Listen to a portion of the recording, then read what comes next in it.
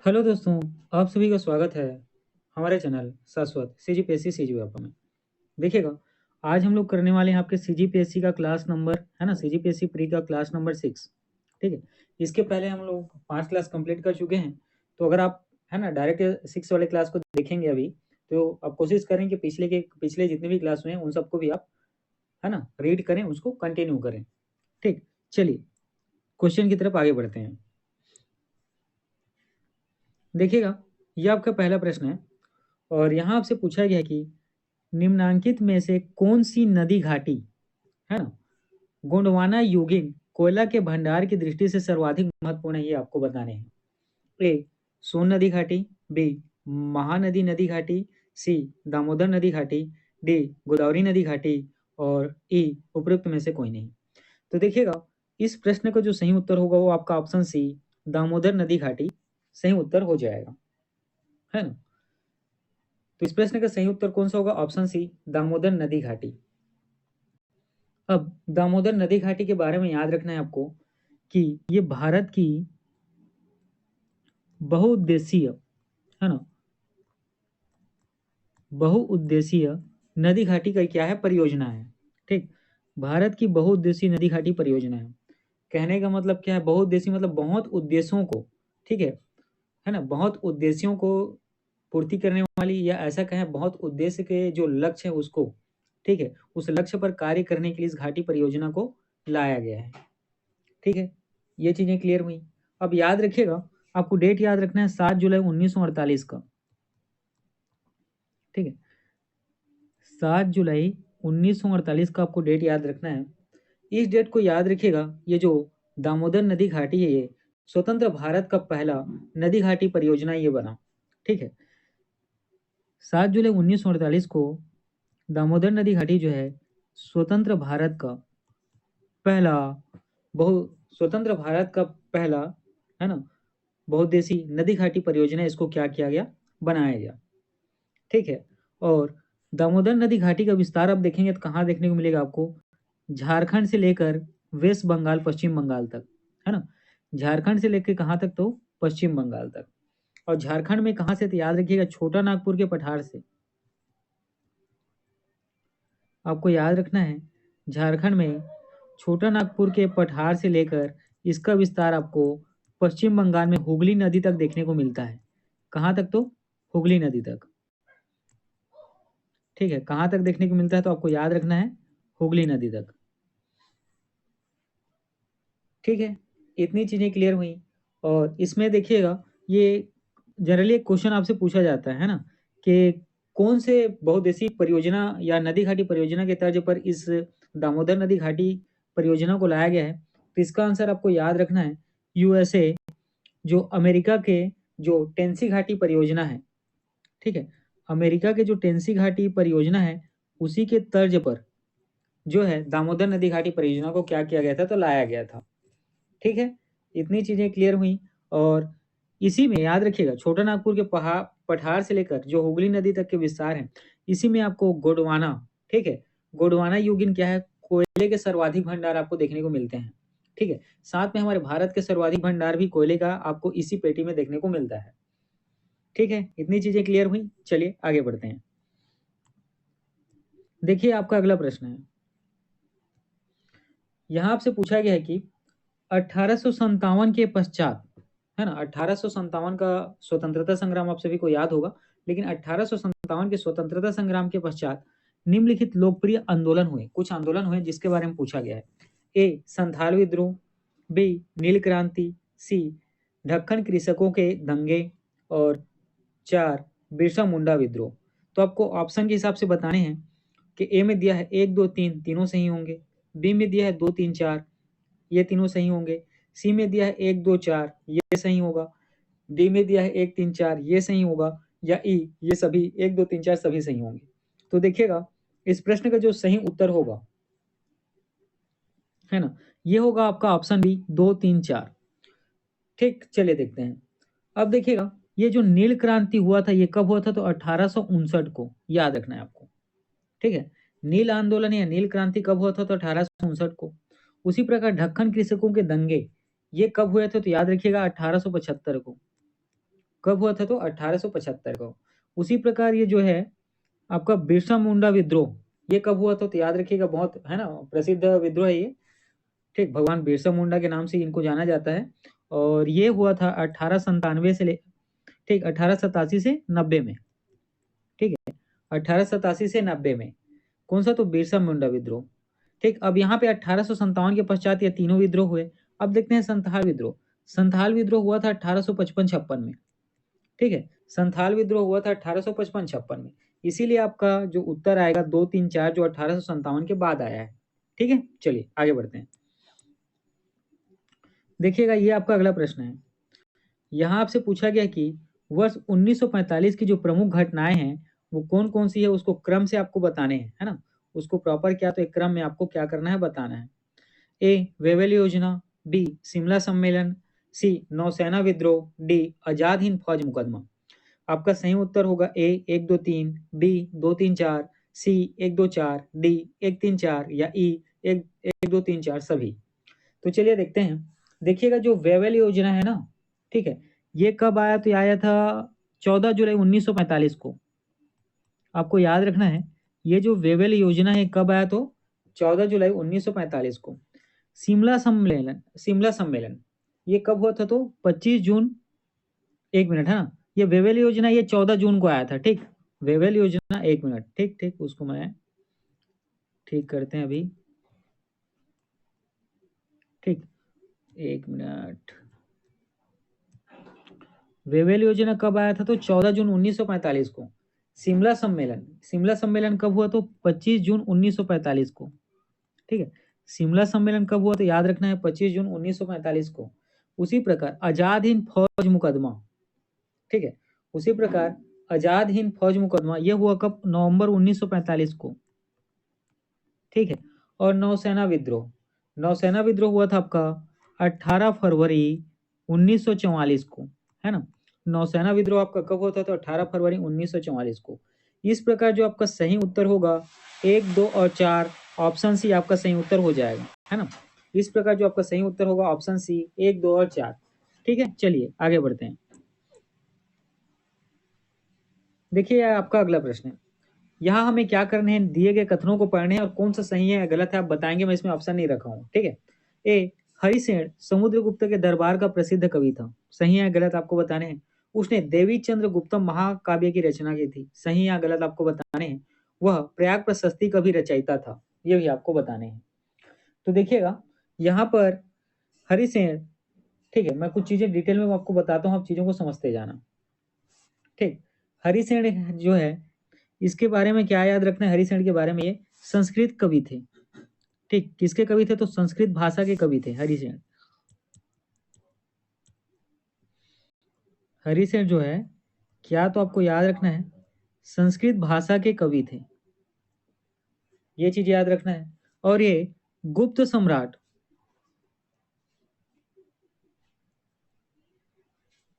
ठीक, गुप्त सम्राट समुद्रगुप्त,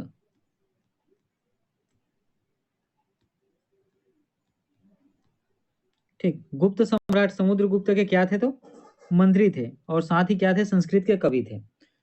ठीक, तो ये आपका क्या हो जाएगा? सही हो जाएगा। और याद रखिएगा, इनके द्वारा प्रयाग प्रशस्ति का रचना किया गया।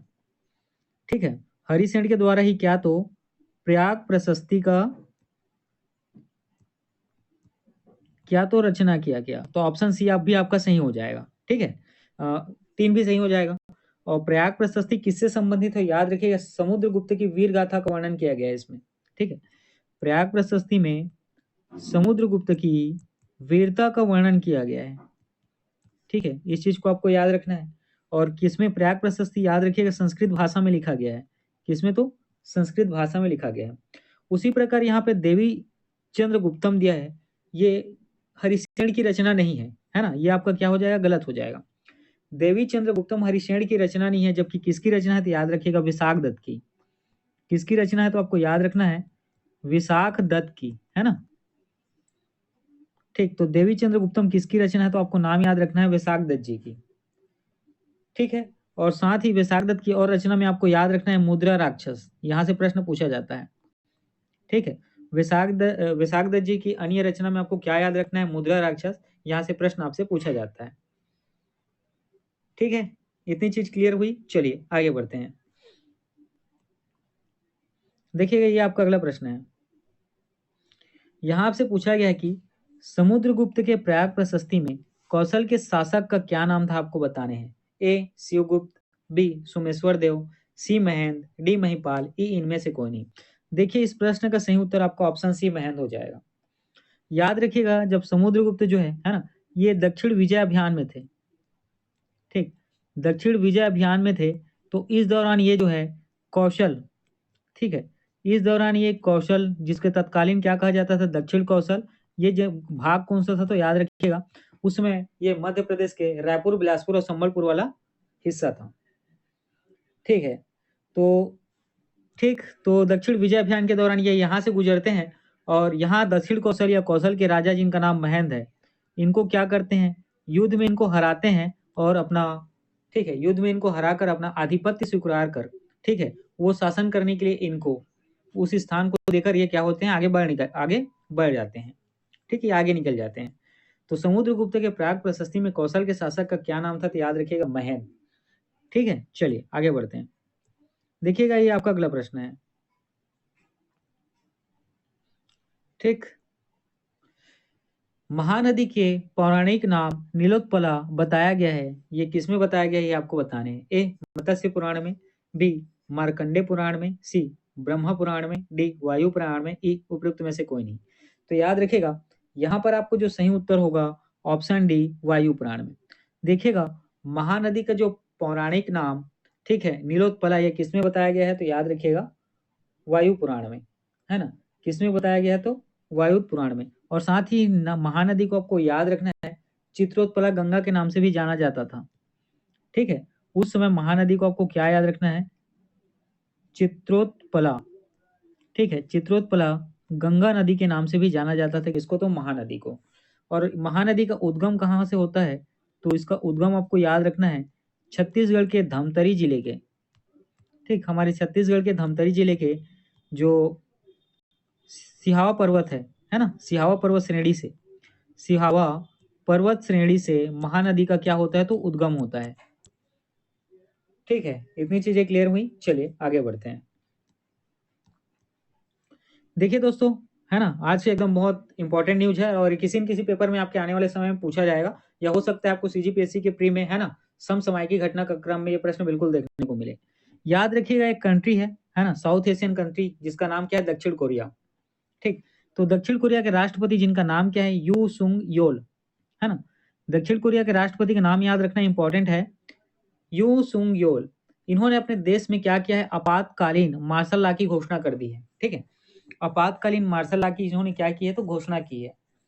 ठीक है, आपको याद रखना है। तो आपसे इस तरीके से प्रश्न पूछा जा सकता है कि हाल ही में वह कौन सा देश है जिसने अपने देश में, है ना, मार्शल लॉ की घोषणा की है, तो याद रखिएगा दक्षिण कोरिया। और उनका नाम भी पूछा जा सकता है कि दक्षिण कोरिया के राष्ट्रपति कौन है, तो नाम याद रखना है यू सुक योल।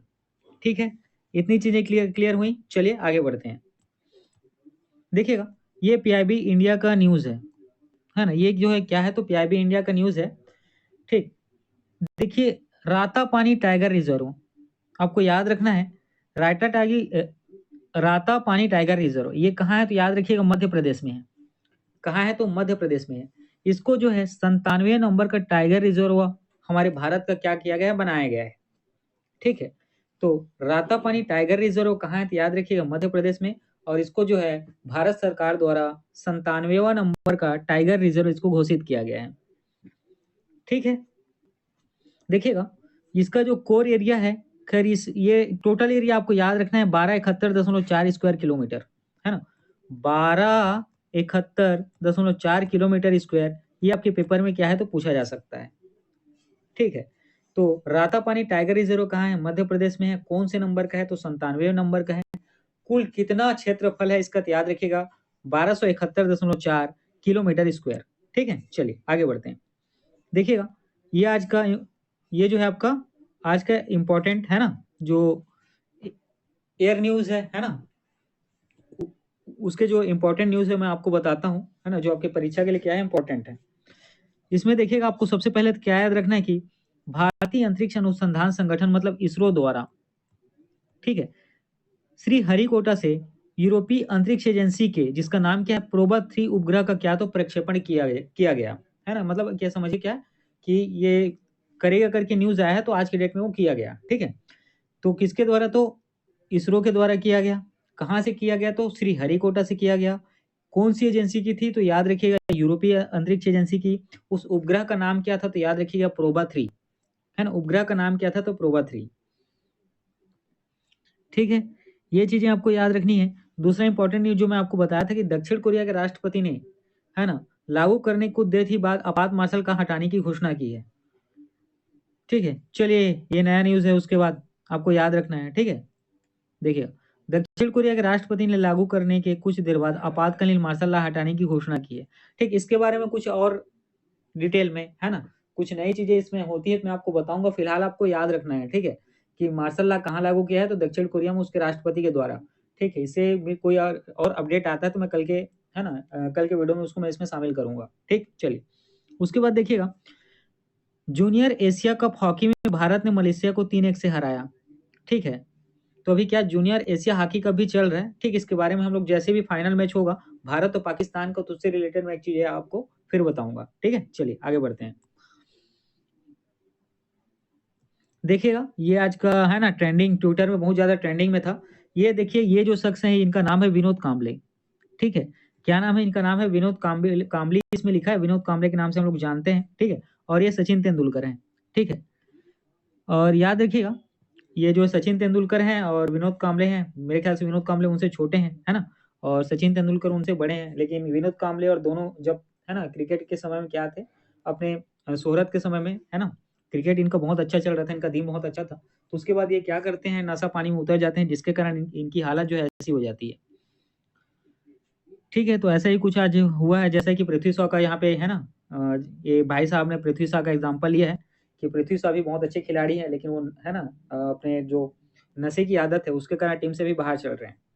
ठीक है, तो करियर में उनका बहुत ज़्यादा डाउन देखने को मिल रहा है। इसी तरीके से इनके साथ भी हुआ, जब विनोद कांबले का जो करियर था बहुत अच्छे से चल रहा था।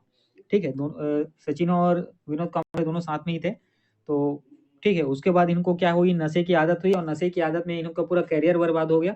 और साथ ही, है ना, नशा करने से एक चीज़ आपको समझ में आता है कि उम्र में आपको ना बहुत जल्दी बढ़ोतरी देखने को मिलती है। बढ़ोतरी कहने का मतलब उम्र घटते जाता है। ठीक है, आज सचिन को देखिए और विनोद कांबले को देखिए, दोनों को देखने में आपको अंतर समझ में आ रहा होगा। ठीक है, चलिए आगे बढ़ते हैं। देखिएगा, ये आपका अगला प्रश्न था, है ना, इंपॉर्टेंट है, इसको तो मैंने खैर आपको बता ही दिया है कि हृदय प्रदेश, हाँ एक चीज और याद रखना है, भारत का हृदय प्रदेश किसको कहा जाता है, तो याद रखिएगा मध्य प्रदेश को, है ना। हमारे भारत देश का हृदय प्रदेश कौन सा राज्य कहलाता है, तो याद रखिएगा मध्य प्रदेश को। और यहाँ का जो है 8वां टाइगर रिजर्व मध्य प्रदेश का, याद रखिएगा 8वां है। और हमारे भारत का 97 नंबर का कौन सा है, 97 नंबर का टाइगर रातापानी अभ्यारण्य। ठीक, और इसके जो कुल क्षेत्रफल है उसके बारे में मैंने पिछले एक दो, है ना, स्लाइड में आपको बताया था। चलिए आगे बढ़ते हैं। देखिए ये, है ना, इसी के बारे में न्यूज था, तो याद रखिएगा, PSLV C59 PROBA 3 mission, mission का नाम क्या है, तो PSLV C59। इस रॉकेट से इसको क्या किया गया, PSLV फिर C59 से लॉन्च किया गया। प्रोबा 3 मिशन है, किसका है, तो यूरोपीय अंतरिक्ष एजेंसी का था, है ना। किसका था, तो आपको याद रखना है, यूरोपीय अंतरिक्ष एजेंसी का था। और ये हमारे हरिकोटा से, ठीक, हमारे हरिकोटा से इसको क्या किया गया, तो लॉन्च किया गया। ठीक है, चलिए आगे बढ़ते हैं। ठीक है, अगला ये इंपॉर्टेंट न्यूज है, आपको बहुत याद रखना चाहिए, सिरपुर वेटलैंड। सिरपुर ये जगह कहाँ है, तो याद रखिएगा मध्य प्रदेश में, है ना, मध्य प्रदेश में। ठीक, सिरपुर ये जगह कहाँ है, तो याद रखिएगा मध्य प्रदेश में, इंदौर के पास। इंदौर के पास आपको ये देखने को मिलता है। और ये सिरपुर जो वेटलैंड है ना, ठीक, इसको क्या तो रामसर साइट घोषित किया गया, है ना, किसको, तो रामसर साइट क्या है, तो घोषित किया गया है। ठीक है, चलिए आगे बढ़ते हैं। देखिए, ये हमारे संविधान से संबंधित यहाँ पे प्रश्न है कि 14 अगस्त 1947 की रात्रि को संविधान सभा की बैठक संविधान भवन में हुई। मध्य रात्रि को संविधान सभा स्वतंत्र भारत की विधानसभा बनाई गई, है ना। देखिएगा, 15 अगस्त को हम पूरी तरह क्या होते हैं, आजाद हो जाते हैं। लेकिन 14 अगस्त उसके ठीक एक दिन पहले रात, है ना, मतलब सुबह होने के पहले रात में, ठीक है, 14 अगस्त 1947 को संविधान सभा की क्या होती है, बैठक होती रहती है। कहाँ होती है, संविधान भवन में। ठीक, और उसी बैठक को जैसे मध्य रात्रि होता है, याद रखिएगा हमारा भारत जो है मध्य रात्रि को आजाद हुआ है ना। तो जैसे ही मध्य रात्रि होती है, तो जो संविधान सभा में जहाँ पे बैठक होती रहती है, उसको स्वतंत्र भारत का क्या तो विधानसभा कहा गया। उसको स्वतंत्र भारत का क्या तो विधानसभा कहा गया। ठीक है? चलिए ठीक है, आज की क्लास में इतना ही, फिर आगे हम लोग क्लास में आपको कंटिन्यू करते हैं। जितने भी क्वेश्चन हैं सारे बहुत ही रिलेवेंट है और इसी तरीके के क्वेश्चन आपके पेपर में पूछे जाते हैं। चलिए ठीक है, पढ़ते रहिए।